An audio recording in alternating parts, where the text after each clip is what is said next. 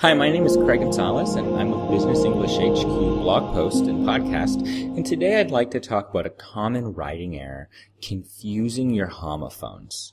So in today's common mistake section of Business English HQ, I'm going to talk about confusing homophones.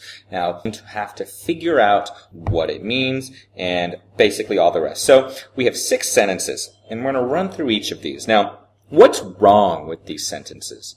There are some amazing articles on Business English HQ. You're going to enjoy the new ebook from Frank and Craig. Whose surname is more important to pronounce, Frank's or Craig's, right? And that's Bunkowski or Gonzalez. We are an amalgamation of international awesomeness. We've received many compliments on our website. It's enjoyable for Frank to write posts regularly. Craig enjoys teaching more than anything else. All right, so if your ear didn't catch the problems, I hope your eyes did, because there are some serious issues here. Well, each sentence mistakenly uses a homonym, a word that sounds like another word, but is spelled differently and has a different meaning.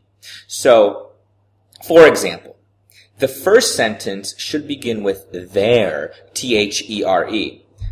Just to give you some nerd logic, right? There is an adverb used to introduce a sentence with the verb to be. It's used for location. So it's like a preposition if you're trying to show, oh, the water bottle is over there. Okay? I work with a student, and his teacher told him to call them pretty positions, right? Because they give you an idea of where things are. So it's a nice little link, pretty position, right? Anyway, there, T-H-E-I-R, is a possessive pronoun. It's like our or his. So their cat is bothering me. For example, in talking about Craig and Frank's website, you could say, their video clips are outstanding. You would be right. And I thank you. So, in example 2, the sentence should begin with you apostrophe R-E. So like you are. It's a contraction for you are, used with the verb going, right? You are going here. On the other hand, your, Y-O-U-R, shows possession. A good way to avoid this mistake is to say you are in any given situation, right? You need to get your name on a mailing list. You are wouldn't work here. You need to get you are name in our mailing list, right? If you want to get on our mailing list, just sign up. It's pretty awesome. I send you these things in your email, so you don't actually have to go back to our website or search on YouTube. Plus, I send you goodies and things, and I spend a lot of time designing it, and I like design. It's awesome. The third sentence should begin with whose, W-H-O-S-E. Is that right? W-H-O-S-E? That's right. The possessive form of the pronoun who. It's possessive, right? Who apostrophe is the contraction of who is. Remember, contractions are 2 words that get smooshed together to be 1 word. Right? So I might wonder who is going to the next Business English affiliate partnership. Right? But that has nothing to do with possession. Whose affiliate partner is that? That's my affiliate partner. Who's going to the beach with me? She's going to the beach with me because I'm awesome. The next sentence has an easily confused homonym. The correct word should be compliment, meaning to praise. So this is a spelling error. I versus E, right? Complement has to do with matching or going together. For example, Frank and Craig have different talents that complement each other. But every time I finish a video, Frank compliments me. So, plements, right?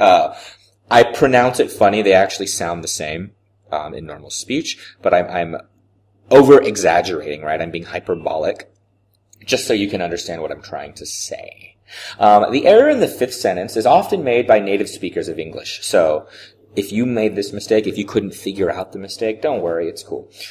Well, it's not cool, but I understand where it's coming from. The sentence should begin with it apostrophe S, the contraction for it is or it has. It's time to eat. It is time to eat. It is an adjective meaning possessive form of it's. So you would say that it is clear that Business English HQ appeals to its readers, right?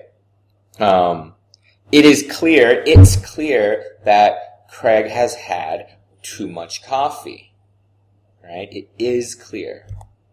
Finally, in the last sentence, the correct word is than, T-H-A-N. It's a conjunction when you're comparing things. He's bigger than her. The tiger is smarter than the rock. Okay? Then, in most commonly used as an adverb. It has a different time, but it's more like it deals with time or in addition or accordingly. So, I went to dinner, then I watched a show. Or, I'm very hungry, so I went to eat, then I had ice cream, right? In addition to eating, I had ice cream, which I guess is also food. For example, Frank and I continue producing great content, much better than elsewhere, then we will have thousands and thousands of readers. So you guys are pretty awesome. So look, in this video, I've explained how homophones and crazy homonyms and all that stuff works. I've pointed out some very common errors, but that's not enough. We've included 6 more practice problems, but we've included them on our blog. So if you're on YouTube, go to our blog, scroll under this video, and you'll see that the answers below our transcript. If you're on the blog, scroll down. Now, you can also ask questions. The link to this particular blog post, if you're on YouTube, is below in the description.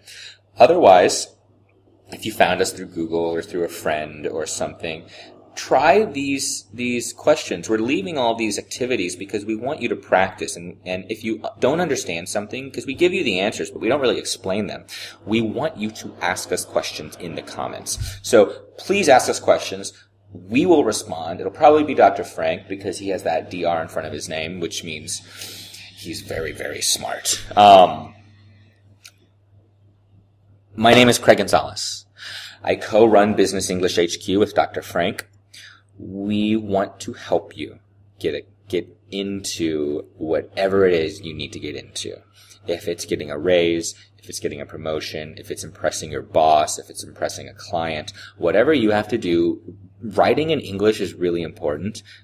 We were lucky because we were born in a native English-speaking country, so we can speak and we can write, right? But not everyone can, and we're pretty good at teaching this stuff, so let us teach you. You can Twitter us at SmartEnglishHQ, you can email us, you can leave comments. We're here to help. My name is Craig. Thank you very much.